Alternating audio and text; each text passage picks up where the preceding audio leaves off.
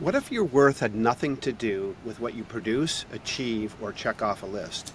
What if being and becoming are more powerful than doing? We live in a culture obsessed with output, hustle, grind, metrics, titles, and trophies. But somewhere along the way, we've confused our doing with our being.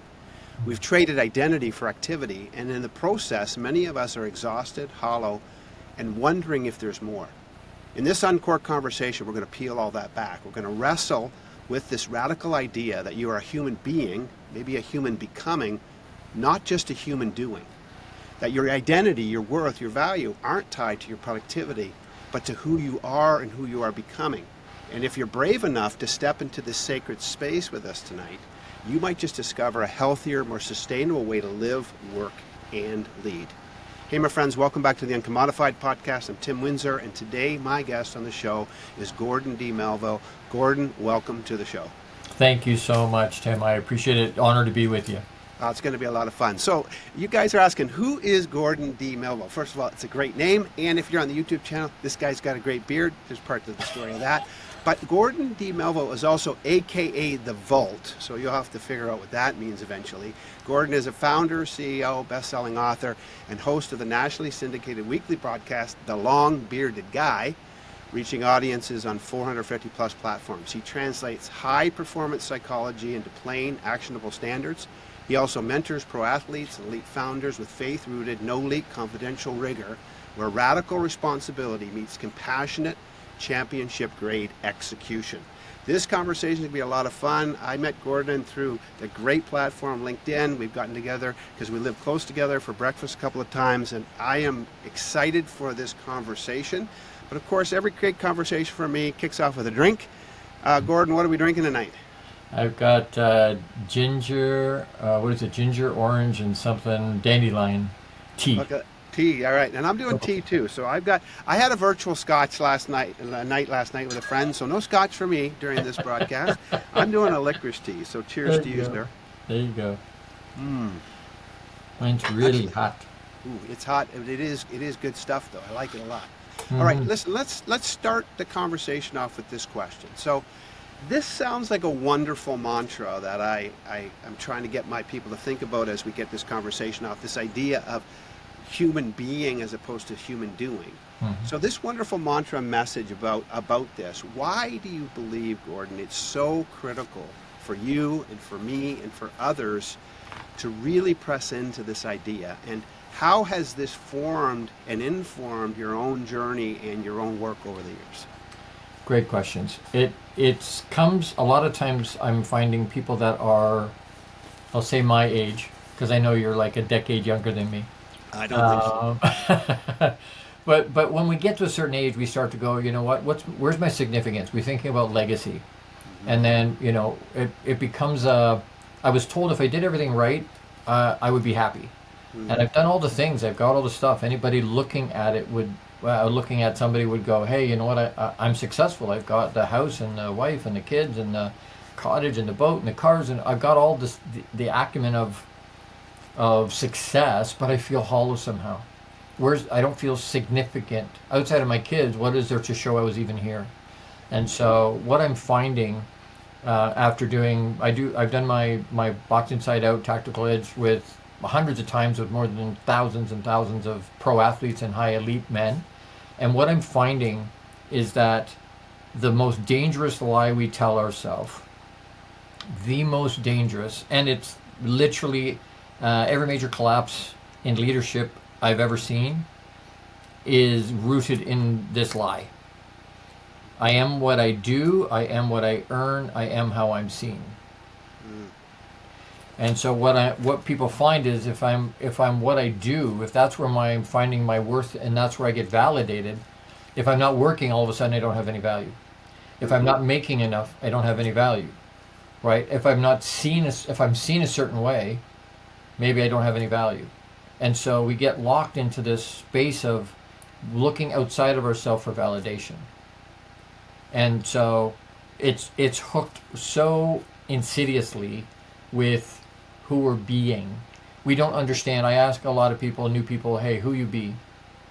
And I ask it that way on purpose because I'm trying to do a pattern interrupt, right? If I ask the other way, who are you being, it doesn't land the same way, first of all. But either way, they don't know, they can't answer the question. Or they tell me what they do, because we hook what we do into who we are. And so I separate those two things. I teach people how do I separate my identity from what I do, because who I be, and you used the word becoming, and I believe we're already who we're supposed to be. Interesting. Right? I can't become who I already am. Right? So then it's not, we think of personal development as a growth and an expansion of myself, and I don't believe it is. To way you introduced me, and thank you for that, was peeling back the layers. Personal development is peeling off the layers to expose who I already am. But because we don't believe that, right, we get pushed around. And so I push really hard on identity, worth, and value after I give guys amnesty. So put down the baggage you've been carrying for goodness knows how long. It's a lot of energy to do that. Put it down, and then use that energy in figuring out and then living out of who you already are. It's interesting.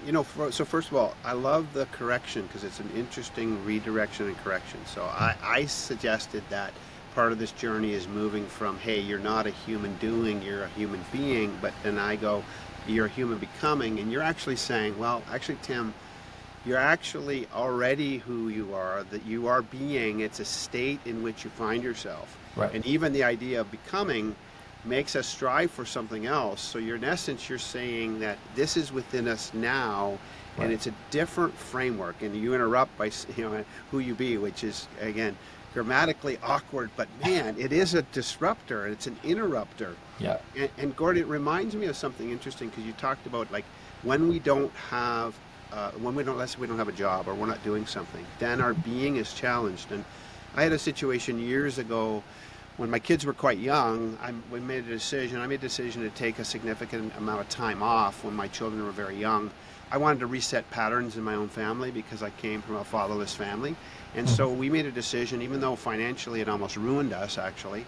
I took a year and a half off, and my wife was not working either at the time.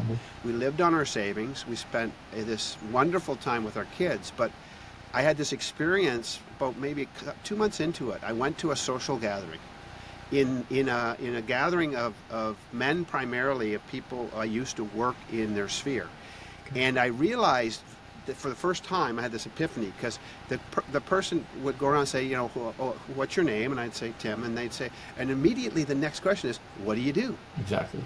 And I realized when we got around to me, I was like, I'm Tim Windsor, and I don't know. I don't know what to say, because I had no and I do. Right. I had no business card. I had no and I do. And because I had and I do, I was in this free fall for a long time of, well, who am I then? So I totally understand that feeling, because it's a challenge. So how do people begin, and how do you begin to work with people once you arrest them with this idea of who you be? Right. How do you begin to help them move into a state of really delving in and exploring that? Like I said, it's a process, and it's a lifelong process, right? It's not something that you can. Guys tend to say, "Oh, I can fix it, and then I move on with my life. It's over," right? But that's not the way this works. And so, the process of amnesty takes a bit, partly because we're proud, partly there's ego, right? And partly because we don't want to ask for help, and partly because some of it is buried so deep, we've forgotten it's even there. And so when we do, I tell the guys and gals when we do it, the groups, I tell them, I'm going to give you a rototiller, because what happens is we live and we pack that down, and then trauma happens and we pack that on top, and then more life and we pack it down. And so by the time we get to our age, it's so packed down. You have Texas happen, where the life-giving rain comes, but it's packed so hard it just rolls off. It doesn't penetrate. So I'm giving them a rototiller to crack up, and they can go as deep or light as they want. But the deeper they go, the better it's going to be for them. And so, they rototill, break up the soil so that when good water comes, rain comes, and gives them flourishment, that it actually penetrates. and they learn very quickly, and some of them don't learn at all over the 12 weeks. Most of the time they do. Very rarely do they not, because we push pretty hard in terms of, and the onboarding form is 17 pages long, so they've already dug into themselves by the time we start. But when we give them that amnesty, the challenge is we don't believe who we already are. We don't believe what our intrinsic worth and value is. That's the trick.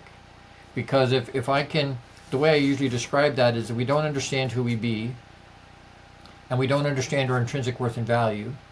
So the mindset that's created out of that is skewed because it's trying to overcome a perceived deficiency that's really not there. So I don't have alignment, which means I don't have flow. And then what I do is scattered. It's all over the place. There's no purpose to it because I don't have alignment. So if I can get people to understand who they're being and believe that, anchor themselves there, and then anchor themselves in their worth, intrinsic worth and value, and actually believe that, then the mindset that's created is exactly what it's supposed to be.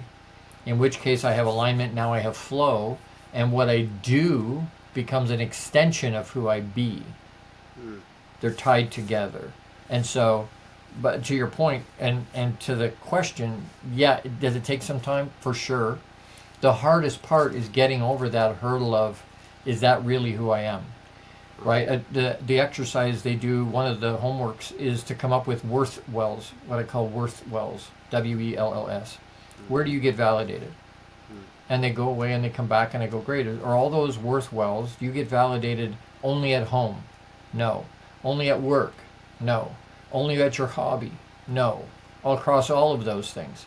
So once they figure out and embrace and hold on to an anchor who they be and their intrinsic worth and value, everything in their life gets better. Every area gets better because it's insidious that our identity and our worth and value show up everywhere in our life.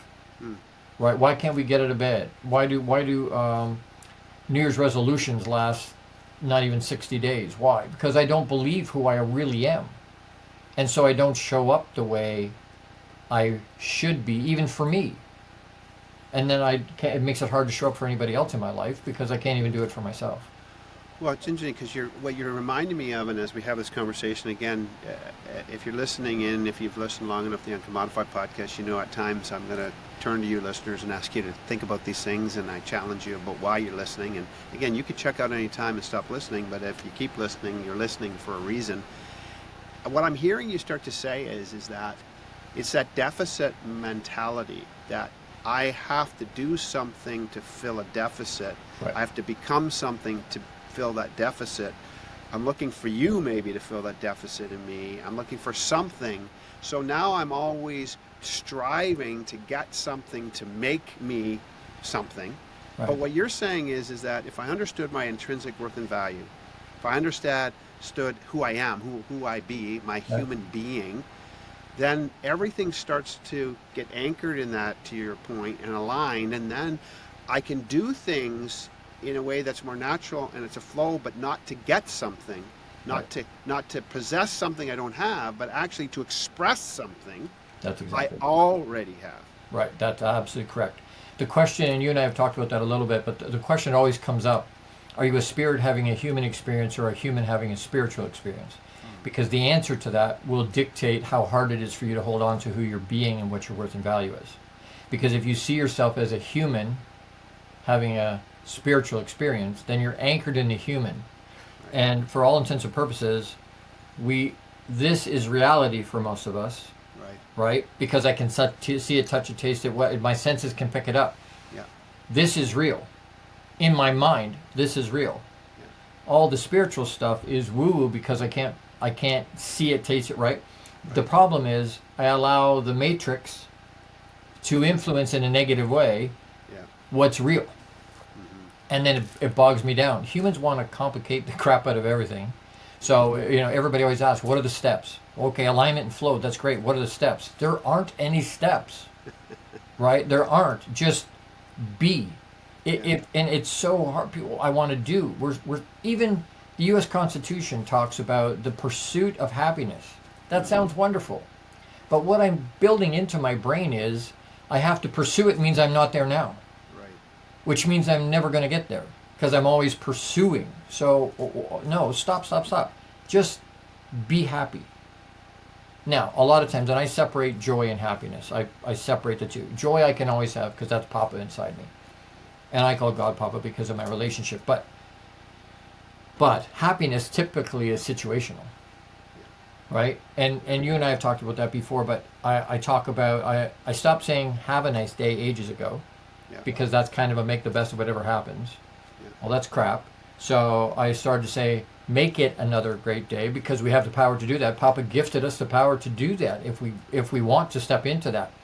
What I learned and have been learning slowly, and I've been a big choice guy my whole life, but what I realized was they have to choose to make it another great day. So now I say to people, hey, choose to make it another great day. I'm trying to empower them to understand, stop doing the victim thing, right? We're not victims, No.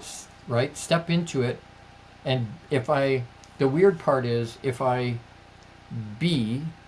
just stop and be, people go, okay, so what am I doing then? Well, if you could craft your life, we were created, Papa created us with word, yes? Right? He spoke us into existence and then he breathed his life into us. So he's a creator. So he created us in his image. That means we're creators, which we have all the stuff around us was created by somebody. That means our life is co-created, Papa and us together. So when I look at it, I go, all right, if I'm just going to stop and be, who am I being? I believe we're all one of two things, depending on our gender. We're either sovereign sons or sovereign daughters. We're either princes or princesses. Why? Because our dad is a king of kings, right? But that's who we be. We're royalty at our core. We don't believe that, right? So if we can really, really, truly understand, hey, I'm going to be a sovereign son, then what am I going to do? Well, what does life look like? What would you like your life to look like? I challenge my clients, write down for me, suspend reality, you don't need any money, for right now, suspend it all. Craft what utopia looks like for you. What would the perfect life look like for you? And then once you've got it written out, compare it to where you are now. And then go, okay, if this is what I want, Papa wants us to have that. He wants us to live what we want it to be. So then it's, okay, how far away? And maybe I'm 180 degrees from what my utopia is. But then it's like, all right, what can I do every day, even if it's a tiny little step, to get closer to my utopia? Right? Yeah, but I like what you're saying here. But so even that doing to get closer, again, isn't out of a sense of striving, because Right. if we don't do it, we can't become something we already are. So this is an interesting reshaping of this. And again, if you're listening in, Gordon's describing this in a way that, you might not have affinity for, and that's okay. Again, I love having these conversations with people, and, part of it is that we all have a different way of looking at this. And then when we start to knit all this together, we get a very holistic view. One thing that's dawning on me, Gordon, as you talk, which is interesting, is maybe how, as a father and a parent, I may have done my kids maybe a little bit of a disservice in this journey, in that, when they got to that sort of middle teens and they're starting to get towards graduating high school and what they're going to do next, more than likely, a lot of the trajectory of my conversation is, what do you want to do? Mm-hmm. What are you going to do? Right. What are you going to do? Right. It really wasn't, who are you? Who are you going to be? Right. Who are you? Mm-hmm. And so in some ways, from the very, we are all probably, particularly in North America, maybe in lots of other places around the world, but we have this sense in which we grow, we mature, and then we find out what we should do. Then that becomes our career. Then that becomes our identity. Then that becomes the label and the name that we have associated with us, which is typically connected to our jobs and to our outputs and to our impact and to our results. Right. And so maybe part of this also is with our kids, maybe we can get to do it again with our grandkids, is, is you are a human being, not just a human doing. Right. Who do you want to be? Right. And that is a real interesting reshaping, because so much of our identity, our worth, our value, you said our intrinsic worth and value, is based on, what we return, the P&L that we create in our business, et cetera, et cetera. So let me ask you, do you think every human has exactly the same intrinsic worth and value? Do you think it differs? Or is that intrinsic worth and value rooted in that very belief that you have in the essence that you have you resemble the creator, and that is your internal worth and value? Is that your perspective, or does everybody have a different way of defining their intrinsic worth and value? That's a great question, and I can share what I believe. Not everybody's going to believe that, and that's okay. Yeah. I think for me, it's kind of like saying, well, gravity is crap. That's not true. I don't believe that. But if I'm a roofer and I step off a roof, whether I believe it's true or not has no bearing on what's about to happen to me. Yeah. Right? So, yes, I believe everybody's identity, we're all his kids. Right? So I use Prince Harry as the example of that. Right? He abdicates the throne. I want nothing to do with my family. He unplugs completely. He brings Meghan to California, and they'll do whatever they're going to do. But is there anything can he do anything ever in his whole life to change the fact that he was born to King Charles and Lady Di? No. No. That's his birthright, his royalty. Whether he acknowledges that, plugs into that, and lives out of that are all completely different issues. Same thing with Papa. Right? Like that's our birthright. We're royalty. That just is. So then whether we acknowledge that, plug into that, and live out of that are all completely different issues. Interesting. So now let's apply this to the worlds that you play in. So let's look, you do a lot of work in that pro athlete world, high performance athletes. I'm assuming more than likely that not all the athletes you work with potentially share your same spiritual or view or worldview. Right. So when you have a high performing athlete, or maybe it's a high performing executive, okay, who's just firing on all cylinders and is all about getting the numbers, getting the shots, getting the trophy, winning the cup, whatever it is, and their whole focus and identity is wrapped up in winning. Right. How do you begin to take that person who's striving constantly for the win? Right. How do you bring them and dial them into this through the journey you take them on? Because I would think that these people struggle tremendously, like we all do. But man, oh man, for me, my wins and losses don't get published on ESPN. Okay, Right. my gaffes, with the basketball or my flagrant foul doesn't get broadcast everywhere. I don't live my life on a public stage where I lose or win. And by the way, I could have a great season, but we still lose. Right. So now we're losers. Right. How do you help a person in their psyche who works in those kind of arenas? That's very interesting.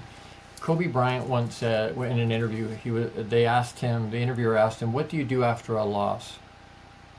And he said, "We sit down, we watch game tape. What did we do well? What did we not do well? What can we build on? What do we need to do better?" And the interviewer said, "Okay, so what do you do after a win?" "We sit down and we watch game tape and we look what we did well, what we didn't do well." Right? He said the win or loss doesn't mean anything. At the end of the day, really it doesn't. It's because we can't control the outcome. All we can control is what we do. What I think and what I do are the only things I can control. Right. And if we think we can control anything outside of ourselves, we're on crack, because it's an illusion. Control is an illusion outside of ourselves. Yes. So once they detach from, right, because I'll outright ask, so, okay, so you had a winning season last year. That's great. How did that make you feel? What do you mean? Well, were you completely fulfilled? Your relationships were perfect in your life. You were happy all the time. It was just wonderful because you won. Well, no. Okay, so it's not tied to the wins and losses then, right? I had an NFL retiree. He was active when we started to work together, and he retired while we were working together. And he called me 3 days later, and he was like, "Gord, I don't know who I am." I'm like, "What do you mean?" He goes like, "Well, I'm not an NFLer anymore. You're the same lovable goober you were 3 days ago. That's what you did. That's not who you are. Right. Right? And so having them understand if you're not playing anymore, do you not have any value? If you're not a founder or a CEO anymore, you retire. Now what? You don't have value anymore? Your value goes away? Well, no. I used to say to people, I was in the automotive industry for a long time, and I would say to them, they would say, well, what's my car worth? What's my trade worth? And I would give them a number, and they're like, yeah, no, that doesn't work for me. And I'm like, why? Well, I owe this much.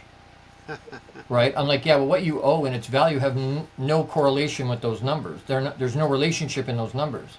And they're like, yeah, there is. This is what I owe. I said, you want me to prove it to you? And they're like, sure. Great. If you don't owe anything on that car, what do you want? I want what it's worth. Great. You don't owe anything. It's worth what it's worth, regardless of what you owe. So in the same way, yeah, right? One has no bearing. What we do and who we be do not have. They're not connected. Yeah. They're Wow. completely And separate. that is so powerful. I mean, I like that. That's a great analogy with the car because that really resonates. Again, you're listening for a reason. I'm going to challenge you. In what area of your life is your sense of being, intrinsic value, way too down the throat and in the teeth of what you do? Absolutely. Because to Gordon's point, if you stop doing it tomorrow, Right. does that mean you have no value? And what a really powerful provocation and challenge. And identity, who we believe we are, I do think primarily does drive and determine the actions we're going to take, if I think of it that way too. Sure. I've been training sales professionals for a long time, and I've been working on a new training modules we're working on. I'm actually got the bones of another book I'm writing, which I've got a couple I'm writing now, but this one will come later, and it's on critical sales identities. And my proposition in that is that identity, how you identify, drives action, drives and determined action. Sure.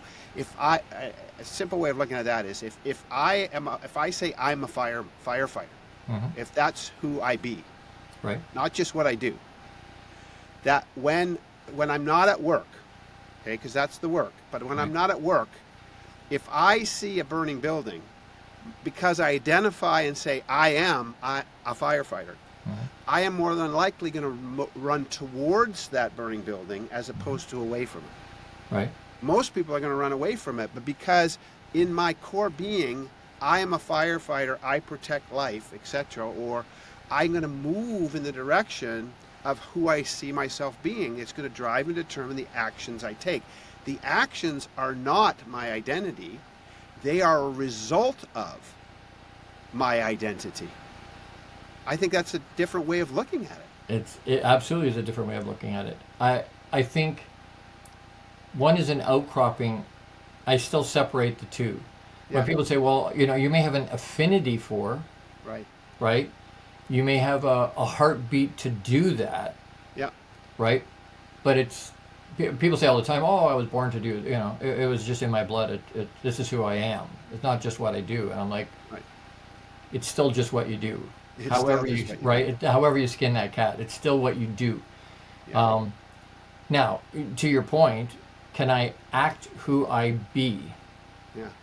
Yes, for sure, right? So what I'm doing can be primal in the sense of being so deeply inside me. I see it as, and that can be a problem. Right. So to that illustration, once that fireman stops being a fireman, Right. all of a sudden his identity is gone. Right. When he sees a burning building, his brain goes, "Oh, I'm not. Oh, yeah, right. No, I'm not a fireman.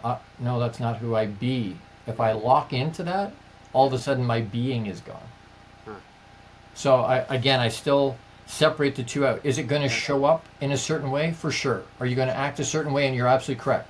You're going to act out of who you believe you are. Right. Our pastor used to say, everybody, and for the record, I get asked all the time, you're a religious guy. No, I'm not. Not a fan of organized religion. I am a spiritual guy, right? So when I'm talking about Papa, that's my own personal stuff. but that's not I'm not proposing everybody needs to adopt what, right? That's Right. where I am on my journey. Yeah. And a lot of times, because it's not a religious thing, Yeah. right? It becomes almost an a-religious environment. Non-religion is still spiritual, could be a non-religion thing, Sure. right? No. And so I want to make sure people, okay, well, it's all faith-based. No, is it mine? Yes, mine is. Right. But a lot of times, what I find happening is people that don't identify as spiritual people and are not church people per se, Right. right, will be drawn to the information. And as we work through some of these things, they start to realize, wait a second. And they may not suck right on to Papa right away, right? But anybody that, my dad asks the question all the time, very religious guy. And he asks all the time, so where is Papa in the middle of all this? How does Papa weigh into this? And what I keep trying to share with him is that, yeah, is Papa there? For sure he is. But people are going to live out of who they believe Papa is. Yeah. And I didn't understand that originally. It took me a little bit to chew on that. But I'm like, well, the atheist doesn't even believe there is a God. But then they make choices a certain way because they believe there's no God. If they believe he's going to slap them if they step out of line, they make choices a certain way, right? So that's what's to your point, that's what's driving what we do Yeah. when we don't understand who we be. Yeah. And so then our matrix gets in the way, and society is telling us, hey, this is what you need to do. You need to pursue happiness. Hey, you need to, what are you doing? I ask all the time when I get people reach out to me on LinkedIn or social media, and they'll, I can tell by looking at their profile, they're looking at me as a mark in the sense of they got cryptocurrency or VAs or what, right? And I know that's what's happening. You can see that's what's happening. So Right. I don't know them from Adam. So I thank them for reaching out. Thank you. I appreciate that. What prompted you to do that? First of all, I'm just curious. And then what are you choosing to create today that will bring you closer to your definite major purpose? And how can I help you, assist you best today in moving that forward or achieving that? And one of two things happens. They either get ghosted because they go, holy crap, we just dumped into the deep end of the ocean. I have no idea what he just asked me and I don't want to answer the question. Or they go, what's a definite major purpose? Very few people go, oh, I know exactly what that is. Great question. And then, but those are my people, Yeah. right? But most people don't want to dig that deep. Most people just want to bitch and whine and complain that their life isn't what they want it to be. Yes, that is. Right. By the way, that is, Gordon. I can attest to that. That is so true. You know what's interesting again, if you're listening in, like Gordon said, the way he's describing this and articulating it, that may not be your jam, and that's fine. We all have the ability to choose to look at these things in different ways. Obviously, this is an important part of Gordon's journey, and he sees value in it, and I see value in understanding that there is a spiritual dimension and component to lots of different things. We might define it. Even Gordon and I might define it a little bit differently, which partly what I love about having all these different conversations I get to have on the podcast is, if I only had people on the podcast that they and myself 100% were on the same page all the time, man, I wouldn't talk to anybody. Okay. So I love the fact that we can come at this stuff and we can challenge each other and we can provoke each other. So here's my question as we sort of bring the conversation in and we sort of draw some conclusions. So if a person is wrestling this conversation and they're saying, I'm not sure, this is kind of awkward, I don't know what to do with it, there's language, who you be, I can't process that. But I want to understand my value, my worth, and my being a little bit stronger beyond what I do. Mm-hmm. If a person is going to take one small step, or the first small step in your experience for a journey, Mm-hmm. what's the first or the one thing that they could do that begins to reframe and set them in a direction of moving outside of defining their worth by what they do? What's one or two sort of initial steps that you would encourage a person to take, or postures? Okay, I give you a little bit of a behind the curtain look at something I teach pro athletes. I get them to sit down and write out worthwhells. And the reason that I get them to do that is, where do you get your validation from? Okay. Okay? And sit down and write them all out. Okay. Write them all out. It won't be one or two, you'll have a whole bunch. Typically people have a lot of them. Yeah. Right? And then once you have them written out, evaluate them. Are they positive or negative? Are they encouraging you, or are they discouraging you? Are they anchoring you, or are they drowning you? And I have yet to come across somebody that goes, well, that didn't work. Usually if they really dig in, if they really want to know, they'll realize very quickly. I've done that with that, where their validation comes from. And then they'll understand. So, for instance, if I use my wife as a worthwhile, which makes logical sense, she's my wife, that's where I would go to get validated, right? Right. But you're married. Yeah. Lots of us are married. Some days we wake up and we look over and we go, oh, I love you so much. I feel so close to you. Oh, it's wonderful. And then a week later, I wake up and I go, I love you, but you know what? You're pissing me off. Get out of the bed, right? But that's just the ebb and flow of the relationship. The problem is this. If I look over at her and we're in an ebb instead of a flow, I'm not getting validation from her. Now I need to go to a different validation source. I walk into work and the pretty little receptionist goes, oh, Gord, you're looking really good today, buddy. And something deep inside me goes, oh, validation. Cool. If that happens too much, I'm going to have a problem. Right? Temptation getting a root there because I looked outside of me for validation. Right? And so intrinsically, we're building it into our doing, because again, we don't understand who we be and what our worth and value is all by ourselves. Right? So if I'm looking outside, I laughed the other day. I was really a lot of pain in my head, and so I was trying to distract myself and find a way to focus. And I found this coloring app on my phone that plays this, rippling brook sound, water rippling sound, and a little bit of soft music and whatever. It's supposed to calm you, and it does. But I'm coloring. If you've ever used one of those, I'm coloring, right? It gives you all the numbers and the colors at the bottom, and I'm finding, and then there was this one part that was really hard to find. This little piece that I needed to find on the picture, and I'm searching. When I find it, I click on it, and the thing pops up. It goes, "Oh, good eye," and I'm like, I'm being validated by a coloring book. That's tremendous, unbelievable, right? But it encourages me to keep coloring. Yeah. Do you know what I mean? Like something inside goes, "Oh, thank you so much. I appreciate that." I'm talking to an inanimate coloring book, right? But that's how deep our outside validation is. Yeah.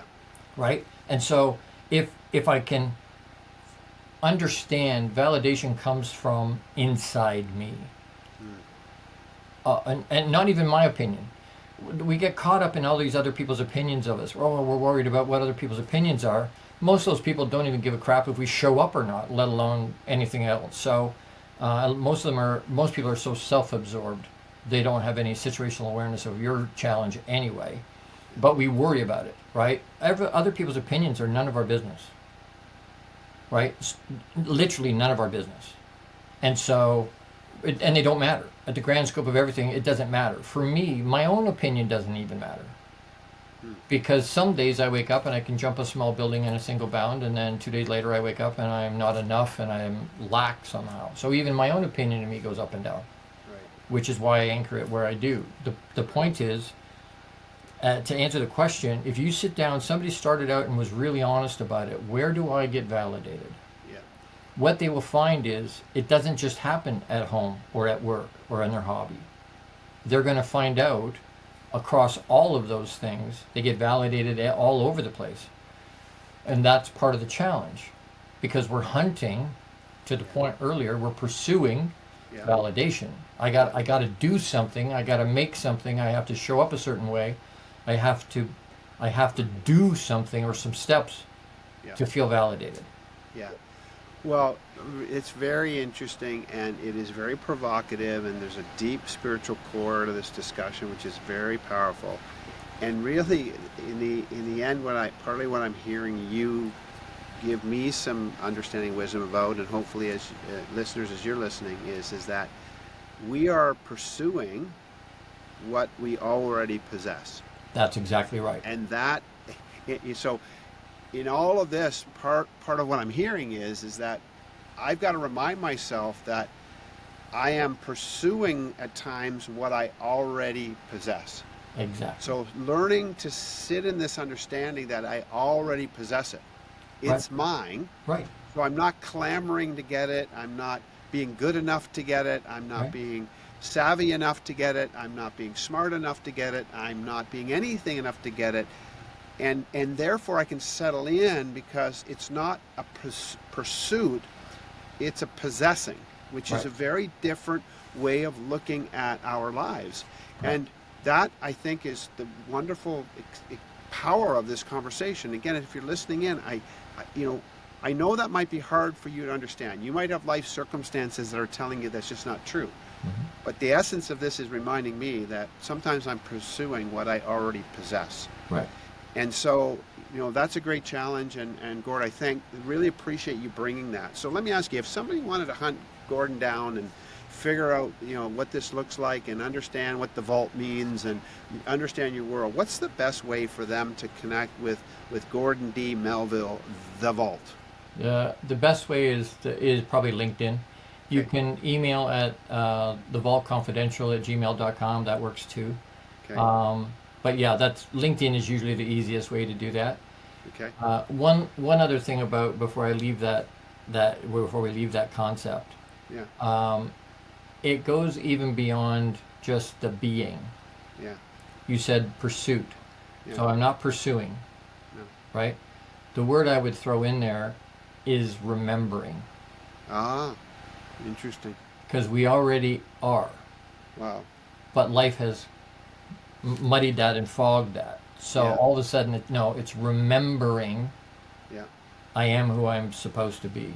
That, you know what, that is so interesting because it was reminding me of something I wrote in my Uncommodified book. And so it's just interesting that penny's dropping because in the introduction, the first chapter where I talk about this journey back to who we were intrinsically made to be, Right. I talk about the fact that I believe what's happened is that we have amnesia.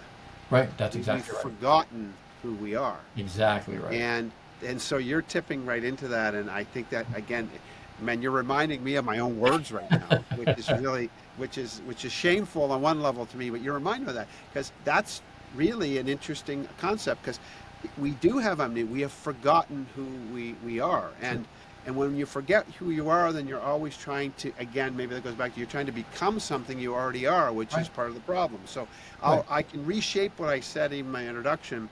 You are a human being because you be, Right. not just becoming, because if you've forgotten, maybe you've forgotten who you are. Right. And who you are could be shaped by a spiritual understanding in relationship to who you are, in relationship to a creative being. It could be Right. lots of different things. But Right.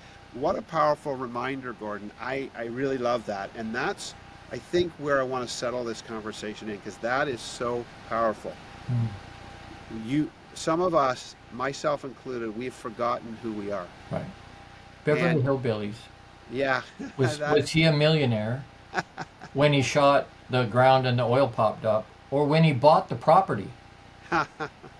He didn't know it was there, No, right? Yeah. He was always a millionaire. he was.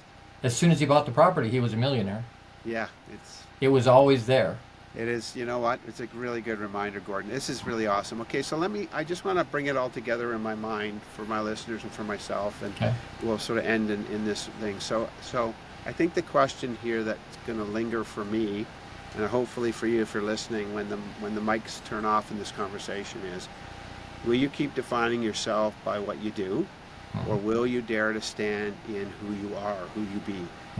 The world, I think, is always going to be demanding more doing from us. It's relentless. But my identity, your identity, Gordon's identity, clearly, our worth, our legacy, they're not earned on the hamster wheel of the hustle we do. They're rooted in who we already are, who we be. And if we walk away from this conversation thinking we got another, a to-do list. That's a problem because I think we just have a I am list. Exactly right. Not even a to-be list. It's I have an I am list. Right. So my challenge to you as we wrap up, listeners, is ask yourself, who do I need to be today? Or more importantly, who already am I? Whole, present, unapologetically human? Because the truth is, you're doing and striving to possess something that you already have. It's a relentless evil force, and we are under the power of amnesia. Gordon, what a great reminder. Thanks for the conversation. Thanks for listening in. Again, DM me if you'd like.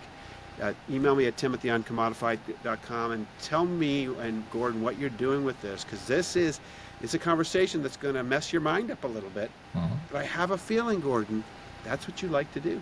It is absolutely what I disruptor. Absolutely. You are. Thanks for your time today, Gordon. Cheers. Thank you. Choose to make it another great day. I will do that, and you do as well, listeners. Thank you.